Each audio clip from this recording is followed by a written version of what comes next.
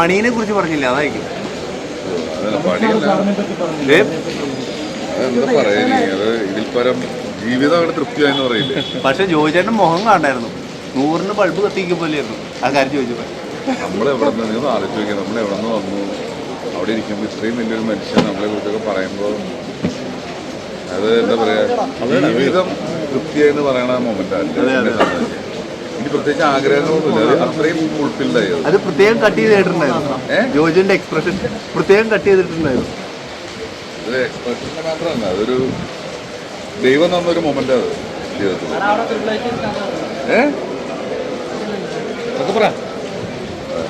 കേട്ടോ, അപ്പോൾ ശരി. 5-ാം തീയതി മക്കളായി പണം പൊളിക്കും, വെറുതെ പറയണതല്ല. ഭയങ്കര ആൽബം കേട്ടില്ല, പാട്ടുകളൊക്കെ കേട്ടില്ല, ഒരു രക്ഷയിലാണ്.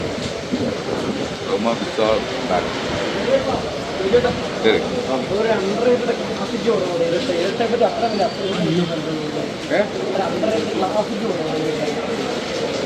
അണ്ടർ റേറ്റഡ് എന്ന് പറയാൻ പറ്റത്തില്ല. കാരണം എന്താ വെച്ചാൽ സിനിമ OTT വന്നു കഴിഞ്ഞപ്പം നെറ്റ്ഫ്ലിക്സിൽ 19 രാജ്യങ്ങളിൽ ഒരു മാസത്തോളം ടോപ്പ് 10 ലിസ്റ്റിലുണ്ടായിരുന്നു പടം, പല രാജ്യങ്ങളിൽ. അപ്പോൾ അതൊരിക്കലും അണ്ടർ റേറ്റഡ് എന്നല്ല, എല്ലാവരും കണ്ടു. പിന്നെ ഇതിൻ്റെ ആ OTT വന്ന സമയത്ത് പുറത്തുനിന്നുള്ള ഇൻഡസ്ട്രീനൊക്കെ തന്നെ ഒരുപാട് പേര് വിളിക്കൊക്കെ ഉണ്ടായിട്ടുണ്ട്.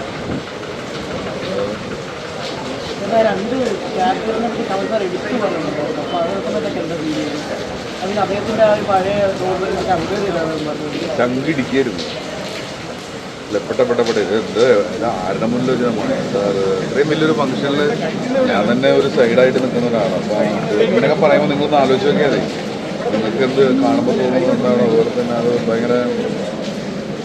ഞാൻ ഭയങ്കര ഹാപ്പി ആയിരുന്നു.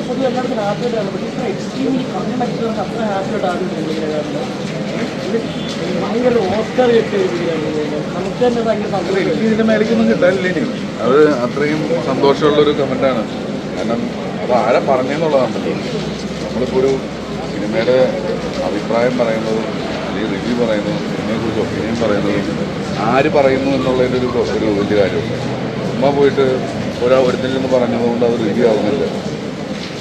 അത് അവർക്ക് ശൈലി ഇഷ്ടപ്പെടുന്നുണ്ട്, ചിലപ്പോൾ പലർക്കും ഇഷ്ടപ്പെടുന്നുണ്ടാവുമായിരിക്കും. പക്ഷേ ഇത് സിനിമ എന്താണെന്ന് 4 വയസ്സ് മുതൽ വന്ന് സിനിമ പഠിച്ച് ഒരു നടൻ്റെ എക്സ്ട്രീം എവിടം വരെ പോകാമെന്നുള്ളത് കാണിച്ച് അതിനുശേഷം വ്യത്യസ്തങ്ങളായ സ്ക്രിപ്റ്റുകൾ എഴുതി അതിനുശേഷം സിനിമ ഡയറക്റ്റ് ചെയ്തു. ആ ഡയറക്ഷൻ പടങ്ങളൊക്കെ ഇപ്പോഴും ഔട്ട്സ്റ്റാൻഡിങ്ങാണ്. അത്രയും വലിയൊരു മനുഷ്യൻ ഒരു കാര്യം പറയാമെന്ന് പറയുമ്പോൾ നമ്മൾ ചെയ്ത ഒരു കാര്യം ശരിയായെന്ന് അറിയുമ്പോൾ ഒരു സന്തോഷം. അത് ഭയങ്കര ആര് പറയുന്നു എന്നുള്ളത് വലിയൊരു ഇമ്പോർട്ടൻ്റ് ആയിട്ടുള്ള കാര്യം.